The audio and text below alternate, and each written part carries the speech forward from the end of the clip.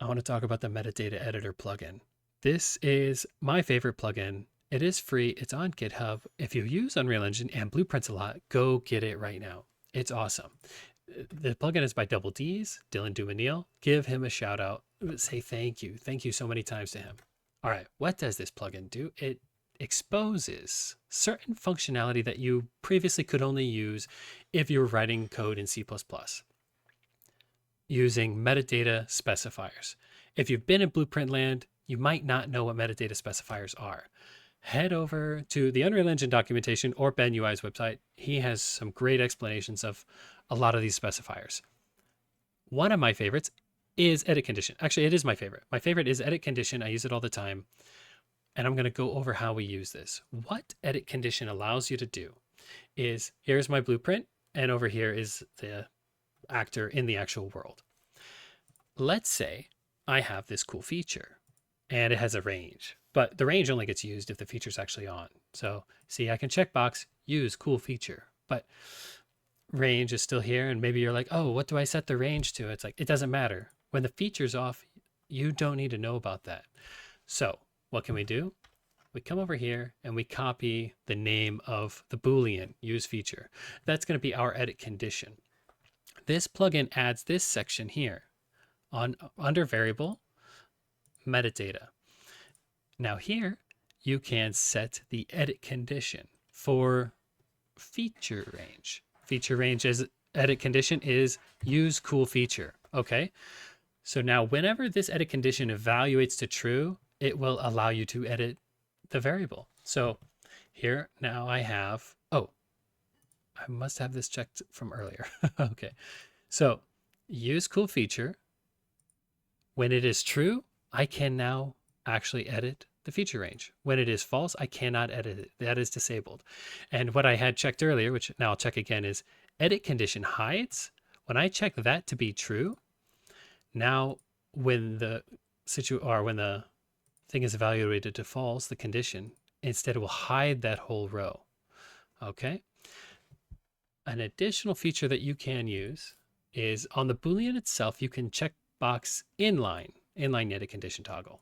What this allows, or what it does, is then it moves that the edit box, the checkbox, to be alongside anything that has it in its edit condition.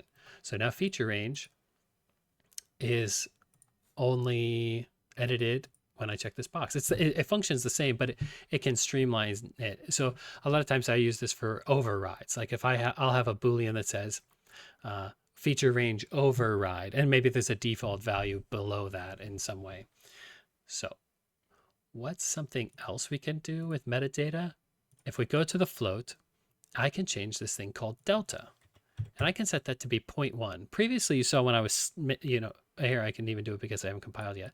I'm sliding this, and the float is moving very smoothly through many units of precision. But now that I've compiled this, and when I use the slider, it will use a delta of 0.1. This can actually be really helpful if you do a lot of stuff on construct. I will set certain values to use a delta just so it will construct fewer times while you're sliding, because depending on what amount of precision you need, this is excellent. And you can give it more precision. If I just say the delta is 0.01, now I come over here and it can move with 2 decimal places of precision. And I can add more precision manually. That's fine. But when I use the slider, it will go back to using whatever you have set in the delta. Another feature is you can tell it to have no reset to default option. So right now, before I hit compile, you'll see I can reset this property back to 0 when it's not at its default value. But if I now compile with no reset to default, and whatever I change this to, it won't give me an option to reset that to default. That's great for certain things that maybe it's a randomly set value that doesn't have a default. This also works. The metadata specifiers are also able to be used for function parameters and structs. It's so great. Oh, real quick, off the cuff, let me add a gameplay tag here. Tag. And normally, okay, let me hit compile. Oh, I have to make it public. So normally, if you add a gameplay tag, it has all of these options. That's a lot of options. If you want to specify, I believe the metadata is actually called category, but here it's called filter. So tag filter, and I have an enum slot is one of my gameplay tags. And so if I come over here, oh, now that I have set that tag filter, I can click here and it will filter to only that tag and its children. This is so nice. I love this so much. So that was a few of the features that the metadata editor plugin provides, and I hope you go check it out. It is truly excellent. Goodbye.